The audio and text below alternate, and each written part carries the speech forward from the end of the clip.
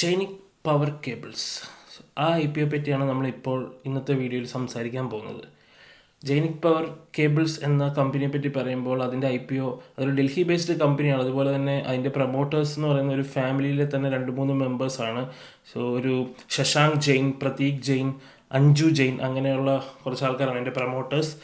So കമ്പനിയെ പറ്റി കൂടുതൽ നമ്മൾ പറയുമ്പോൾ നമുക്ക് കാണാൻ പറ്റുന്നത് അവർ അലൂമിനിയത്തിൻ്റെ ട്രേഡിങ് നടത്തിക്കൊണ്ടിരുന്നൊരു കമ്പനിയാണ്.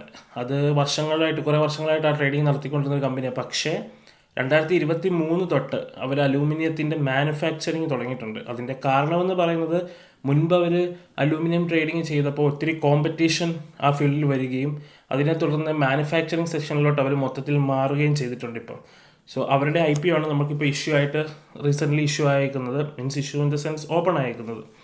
അപ്പോൾ ഐ പി ഒയുടെ ഡേറ്റ് ഒക്കെ ഞാൻ പറയാം. അതിനു മുമ്പ് കമ്പനിയെ പറ്റി പറയുമ്പോൾ കമ്പനി ഒരു ഇന്ത്യയിലെ അച്ചീവ്മെൻറ്റ് ഓഫ് ദ പ്രോമിസിങ് കമ്പനിക്കുള്ള അവാർഡുകളും അതുപോലെ MSME അവാർഡുകളും ഒക്കെ കിട്ടിയിട്ടുള്ളൊരു കമ്പനിയാണ്.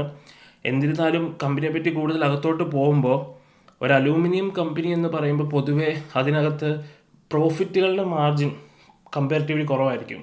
അതായത് ബാക്കിയുള്ള കമ്പനികളെ വെച്ച് ഇന്നത്തെ കാലത്ത് നോക്കുമ്പോൾ അലൂമിനിയം അല്ലെങ്കിൽ ഒരു മെറ്റൽ ഇൻഡസ്ട്രി എന്ന് പറയുന്നത് പ്രോഫിറ്റബിൾ ആകും അല്ലെന്നല്ല, പക്ഷേ അതിൻ്റെ ഒരു മാർജിൻ ഓഫ് പ്രോഫിറ്റ് വളരെ കുറവായിരിക്കും. അപ്പം 157 കോടിയുടെ വാല്യുവേഷനാണ് അവരിതിനകത്ത് നടത്തുന്നത്. സൈസ് ഐ പി ഒയുടെ എന്ന് പറയുന്നത് 51 കോടിയാണ്. അതിനകത്ത് 1200 ഷെയർസിൻ്റെ ലോട്ടിലാണ് അവരത് ഡിസ്ട്രിബ്യൂട്ട് ചെയ്യുന്നത്. ഓരോ ഐ പി ഒയുടെ ലോട്ട് എന്ന് പറയുന്നത് 1200 ഷെയറുകളിലാണ് ഒരു ലോട്ട് വരുന്നത്. അതിൻ്റെ വിലയെന്ന് പറയുന്നത് 1,32,000 രൂപയാണ്. ജൂൺ 10 ഐ പി ഒ തുടങ്ങും. June 12 I P O end ചെയ്യും. ജൂൺ 17 ലിസ്റ്റിംഗ് ചെയ്യും. അങ്ങനെയാണ് അവരുടെ ഡേറ്റ് ഇപ്പോൾ ഇഷ്യൂ ചെയ്തേക്കുന്നത്. അപ്പം കമ്പനിയെ പറ്റി നോക്കുമ്പോൾ കമ്പനി അസറ്റ് വൈസ്, അതായത് അസറ്റുകളുടെ വാല്യൂ ബേസ്ഡ് ആണെങ്കിലും റവന്യൂ ബേസ്ഡ് ആണെങ്കിലും കമ്പാരിറ്റീവ്ലി കഴിഞ്ഞ വർഷങ്ങളെക്കാട്ടിലും കൂടുതലാണ് ഈ 2023-2024 കാലഘട്ടങ്ങളിൽ വന്നിട്ടുള്ളത്. അതുപോലെ അവർ ഇപ്പോഴത്തെ ഐ പി ഒയുടെ ഒരു അലോക്കേഷൻ, അതായത് ഫണ്ടിൻ്റെ ഒരു അലോക്കേഷൻ എന്ന് പറയുന്നത് അവരുടെ വർക്കിംഗ് ക്യാപിറ്റലിൻ്റെ നീഡ്സിന് വേണ്ടി 23-24 കോടി രൂപയും അതുപോലെ അവർ പുതിയതായിട്ട് തുടങ്ങുന്ന ഒരു പ്ലാന്റിന് വേണ്ടി 11 കോടി രൂപയും പിന്നെ അവരുടെ കടങ്ങൾ വീട്ടാൻ വേണ്ടി ഒരു 5 കോടിയും പിന്നെ ബാക്കിയുള്ള എക്സ്പെൻസുകൾക്ക് വേണ്ടിയിട്ട് ഉള്ള എമൗണ്ടുമാണ് അവർ ഡിവൈഡ് ചെയ്തേക്കുന്നത്. അപ്പോൾ പിന്നെ ഈ കമ്പനിയുടെ കുറച്ച് കാര്യങ്ങളെപ്പറ്റി പറയുക എന്ന് പറയുമ്പോൾ അവർക്ക് വർഷങ്ങളായിട്ട് അവർ ഈ ഫീൽഡിലുണ്ടെങ്കിലും അവർ മാനുഫാക്ചറിങ് തുടങ്ങിയിട്ട് ഏറെക്കുറെ 1 വർഷം ആകുന്നതേ ഉള്ളൂ. അപ്പോൾ അതിൻ്റേതായ എക്സ്പീരിയൻസ് കുറവുകൾ ആ കമ്പനിക്ക് ഉണ്ട്. അതുപോലെ തന്നെ അവർക്ക് അതായത് അവരുടെ ഇൻവെൻട്രിയിൽ സപ്ലൈ പ്രോബ്ലംസ് ഉണ്ടാകും. അതായത് ഒരു ഉദാഹരണം പറഞ്ഞു കഴിഞ്ഞാൽ ഒരു അലൂമിനിയം കമ്പനിയെ സംബന്ധിച്ചിടത്തോളം അവർക്ക് ഓർഡേഴ്സ് ഉണ്ടാകുന്നതനുസരിച്ചായിരിക്കും അല്ലെങ്കിൽ അവരുടെ പ്രൊഡക്ഷൻ പോകുന്നത്. സോ അവരുടെ കയ്യിൽ എപ്പോഴും ഒരു നല്ലൊരു എമൗണ്ട് ഓഫ് മണി സ്റ്റോക്കായിട്ട് അല്ലെങ്കിൽ ഇൻവെൻട്രി ആയിട്ട് കാണും, റോ മെറ്റീരിയൽസ് ആയിട്ട്, അലൂമിനിയം ആയിട്ട്. അപ്പോൾ ഓർഡേഴ്സ് കുറവാണെങ്കിൽ ഓട്ടോമാറ്റിക്കലി ആ സ്റ്റോക്ക് അവരുടെ കയ്യിൽ കാണും അലൂമിനിയം ആയിട്ടുള്ളത്. പക്ഷേ അതിൽ നിന്ന് ഒരു എമൗണ്ട് നമുക്ക് ഗെയിൻ ആകുന്നില്ല. സോ അത് അവിടെ ഒരു ഡെഡ് സ്റ്റോക്കായിട്ട് നിൽക്കും. അത് ഒരു പ്രോബ്ലമാണ് ഈ ഒരു ഫീൽഡുകളിൽ. അതായത് ഏതൊരു മെറ്റൽ ഇപ്പം വലിയ കമ്പനികൾക്കാണെങ്കിലും ഓക്കെ ഓർഡേഴ്സ് കാണും. അതേസമയം ഒരു ചെറിയ കമ്പനിയെ സംബന്ധിച്ചോളം ഓർഡേഴ്സ് ഇല്ലെങ്കിൽ അവരുടെ റോ മെറ്റീരിയൽസ് അവർക്ക് ഇൻവെൻട്രി ആയിട്ട് തന്നെ സൂക്ഷിച്ച് വെക്കേണ്ടി വരും. അതിപ്പോൾ എത്ര നാളത്തേക്കാണെന്ന് നമുക്കറിയാൻ പറ്റില്ലല്ലോ. അതുപോലെ അവരുടെ കസ്റ്റമേഴ്സ് എന്ന് പറയുന്നത് എല്ലാം, അതായത് ഒരു 65-80% വരെ അവരുടെ ബിസിനസ്സുകൾ നീങ്ങുന്നത് അവരുടെ മെയിനായിട്ടുള്ള കുറച്ച് കസ്റ്റമേഴ്സിലാണ്, അതായത് ഒരു 10 കസ്റ്റമേഴ്സിലാണ്.